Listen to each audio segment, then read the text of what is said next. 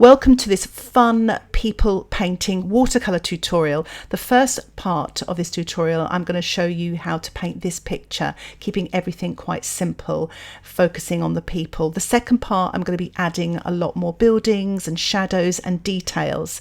And you may find that really helpful, especially if you've been painting in watercolor for a while. But I'm going to try and keep it fun and loose and almost experimental as well, and show you how I paint figures in watercolor. And a big thank you to Matt from my Patreon membership for the suggestion. Let's get started. So I'm using cold pressed paper and I'm sketching in with an HB pencil and a horizon line a third of the way down from the top. And this is a good guide to help you paint most of the heads of the people so they look like they're in perspective. So I'm mixing up a puddle of ultramarine and burnt sienna mixed. I'm using a flat 1-inch brush and I'm just spattering around that sort of horizon area, but also sort of below it. This is going to make up some of the sort of shapes of the bodies, but it's a great way of starting off, especially if you're using a blank sheet of paper. So I'm using my size 8 brush now, and I'm just using the paint on the paper to paint sort of arched windows, long arched windows or soft rectangles that don't have sharp pointy corners. And I'm varying the sizes as well, making some smaller, some really small, and some larger.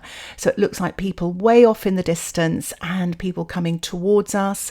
So it can be the front of people and also the back of people. And I'll show you how I'm going to do that. But this is a really nice abstracty way of starting off. Really, really super loose, super fun. And you can just do this on the back of an old painting or even in your sketchbooks. So I'm mixing up here some Paynes grey, taking off the excess there, and I'm going to paint the heads. And I'm going to let a little bit of that paint sort of touch the wet paint beneath so you get a nice soft edge. So they don't look like they're balancing on top. And make the shape more like a rugby ball than a football. So soft edges again, no pointy corners, but no round circles either. So the heads will all still be on the horizon, and this is 1 point perspective, so it really does create depth in your painting. And I'm mixing up some burnt sienna here, touch of yellow, pinch of red, and this is just going to be for the faces, and I'm going to paint them damp into damp there with my size 8 brush. Don't worry if it runs, because I'm going to be painting clothing on top. This is extremely loose, so the faces nearer to us will be slightly bigger and those ones further away smaller. I'm just using a flat 1-inch brush here, just with some water, just to smooth away all of those other little dots that I created. And I'm going to use a touch of that burnt sienna and ultramarine again. I'm painting damp into damp, and I'm just painting imaginary buildings. So just using sort of vertical lines coming down. So the ones sort of to the right and left of the people will be the nearest ones, and the ones in the middle will be sort of further off into the distance. And I'm just using a little bit of that colour to paint more vertical lines, sort of wet on dry actually in the foreground, but you could wet that if you wanted to, if it's easier. And again, just painting all these vertical lines, varying the colours. Mixing up a creamier and taking off the excess here, burnt sienna and ultramarine. I'm just painting damp into damp around the people's heads. I want to leave a little white sort of halo effect, so it looks like the light is hitting the top of their heads. I've seen other artists do this and I think it looks really cool. So I'm just painting, and again varying the colour, so you could add a pinch more ultramarine, a touch more burnt sienna, and just blend along there. Don't worry about it even drying. This is a quick, loose sort of semi-abstract sketch, so I want you to kind of feel free and loose, like you're practicing this, and take the pressure off it having to be a perfectly finished piece. So I'm just using this lovely grey colour, working my way along, using the tip of my brush to carefully paint around the top of the head. And I think it's a good time now to allow the painting to dry. So once the painting is dry, I'm going to paint some clothing. Now you can choose any colours you like, your favourite colours. So I'm going to use some bright colours for the people in the foreground, and for the people off in the distance, I'm going to cool those colours down, maybe stick to that ultramarine and burnt sienna mix. So here I've got some red, painting wet on dry, and I'm using some ultramarine burnt sienna for the trousers. Again, you can vary the sort of trousers or jeans, or obviously paint skirts and dresses, whatever you fancy really. It's your street scene. But I like to vary the colours of the trousers, maybe some Prussian blue with some Paynes grey, some even black on its own, so you can really sort of build it up. For the people in the foreground though, you want to keep that sort of quite dark. For this simpler version, I am actually painting a reflection underneath the legs with a paler version of the leg colour. In this instance, it's the Ultramarine and Burnt Sienna watered down and just paling it beneath them about the same length. Later in this tutorial, where I show you a little bit more of a challenging scene, you may not want to paint this reflection because I actually lift it out later.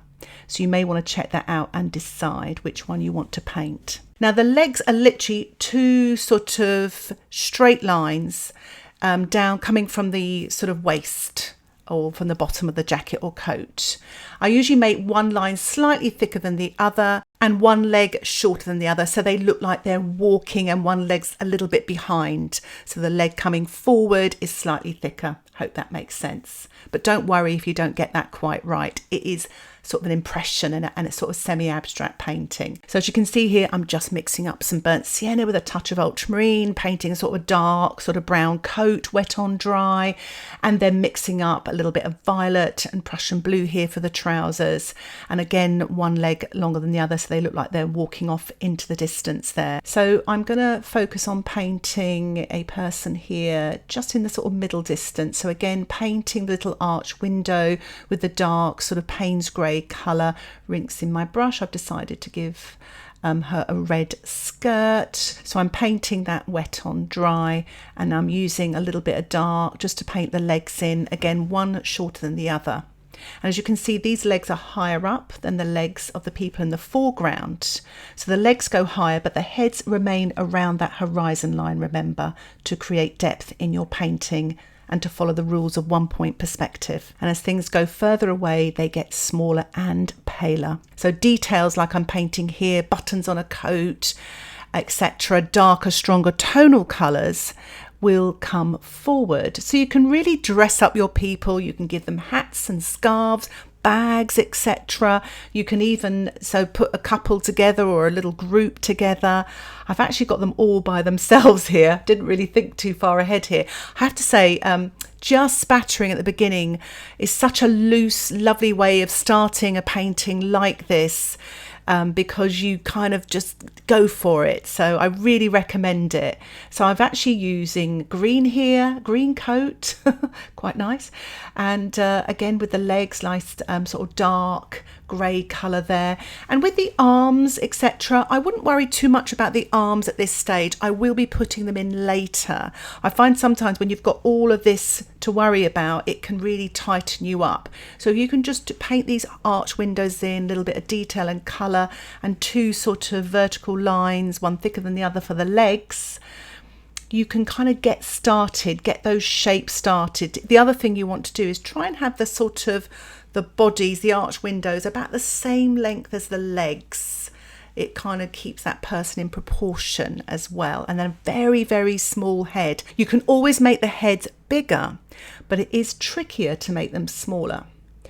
So as you can see here, I'm just painting my people now in the distance as well. It's sometimes a big challenge trying to think of the different coloured clothing and things like that. So you can always come back to it later. You don't have to paint this all in one session. And you can leave this as simple as you like. So you could actually paint these reflections, keep the distance like this, really sort of fuzzy, just paint your people in and leave it. But I'll give you a little bit more detail towards the end of it if you want to add some more as well. And what I would recommend is practice doing this first of all. And the other thing is, when you're painting the legs, try to do it with one stroke almost, rather than sort of painting in a kind of an outline. It looks a lot more freer and looser. And sometimes that can be tricky straight off to do, and again you might want to practice that. So I haven't painted too many arms at this stage. I've kept it really simple, especially if you're a beginner. You can sort of almost paint a vertical line down one side of their coat or jacket with a bag at the end of it to give the illusion that they're carrying it, but you don't have to paint a hand or anything. And so the person who's got the green coat and the pink coat, I've given them a bag at the end of their arm. It's a really good exercise as well with painting brush mark, expressive brush marks, so you can really practice that. So you could use that just as an exercise as well and see what you come up with. You may surprise yourselves. So just working with the smaller people in the distance, again, you can just use sort of blue greys for this, ultramarine with a touch of burnt sienna, painting them small, but again, sort of the heads on around that horizon area. They don't have to be exactly on it because people vary in height. So you could have someone who's 5 foot tall to someone who was 6'7" or 7 foot tall. So it's all going to vary, and children obviously will be sort of below the horizon as well. So what I'm doing here is I'm just lifting off some of the paint on the faces there just to reapply some of the paint because it looked a little bit muddy. So watercolour isn't permanent, so it does lift off, and what I'm doing now is just applying a little bit more of an orangey paint back so the faces look like they're glowing almost and they really come forward. And what I'm doing now is mixing up some Paynes grey with burnt sienna, and I'm just adding some hair on top of those people, varying the lengths. You can vary the colour as well, just to kind of bring them to life a little bit more. So it just shows from that very initial spatter and that really basic arch window to sort of sticks coming from their waist, you can start to add and embellish your people, bringing them to life, adding lots of details here and there, especially to the people in the foreground. So you can allow your painting to dry at this stage, and here is the first stage of my finished painting. So you could leave it here if you wanted to, or you may want to go on and develop your painting. So the next thing I want to do is I want to paint some shadows on the people. So I've decided the light's coming from the left, so the shadows is going to be on the right hand side. So I've mixed up some ultramarine with a touch of the Winsor Red, and I'm just painting some shadows wet on dry on the right hand side of the people with a very sort of thin dilute wash. And I'm going to use that same wash to paint some cast shadows on the pavement wet on dry, bigger in the foreground as they get smaller and paler as they go off into the distance there. So this is a fun bit. I'm using that same shadow colour, the ultramarine with the red. You could use ultramarine and burnt sienna, and I'm just painting the buildings. So bigger marks on the right and left hand side because they're closer to us, and I'm just sort of painting vertical lines and small dabs for windows. So it's very impressionistic, and really smaller, paler sort of windows and marks in the distance there. So it's super loose, super fun actually. Just paint a little bit more dark, just directly underneath the feet of the people, especially those in the foreground, because they would be especially darker there. Remember, in little people painting, no hands, no feet, and no sort of facial features as well. You just want minimal details. So I'm just painting a few more windows here, just printing with my brush, and paler windows, smaller windows in the distance there. And it's a lot of fun to do, and it just creates the illusion of distant buildings and windows. As you can see, the ones furthest back, there's just little dots there. So I'm using a magic watercolor sponge eraser. You can actually buy these from a DIY store as well. They remove paint marks on walls. So I'm cutting it in half, and I'm going to dip it into some clean water, wring all the water out, and then just remove that dried paint there where the reflection is. You can see there's some paint on the sponge. I'm going to repeat that, sort of rubbing off gently. I don't want to tear the paper either, so just do this gently to remove the paint. And most of it's come off quite nicely. There's just this little stubborn bit there below the lady with the pink coat. So I'm just working that a little bit more. Make sure you use a clean bit of the sponge or rinse your sponge out. So here goes. I'm just working a little bit harder. So it does sort of make the paper scuff a little bit, but I just thought it was worth it just to remove that reflection. I'm going to do the same with the person with the green coat as well, and also dab with your paper towel to remove any excess moisture afterwards. And I'm going to allow the painting to dry. So I hope you found that helpful at removing paint. So when you remove paint, you have to add some more. So I'm just painting a little bit more sort of shadows on the road here using the ultramarine with a touch of the Winsor Red wet on dry. And I'm going to allow my painting to dry once more. What I'm doing now is I'm just mixing up a little bit more of that ultramarine and burnt sienna, and I'm just painting a touch more detail to the buildings there, to the left especially. Try to make your doorways big enough for the people to get inside. You don't want them too big or too small. I think this one might be a little bit on the small side, so I think it'll be a window instead. So I'm just adding a touch more detail to this person on the right here. Again, using the ultramarine and burnt sienna. You could use black or Paynes grey as well.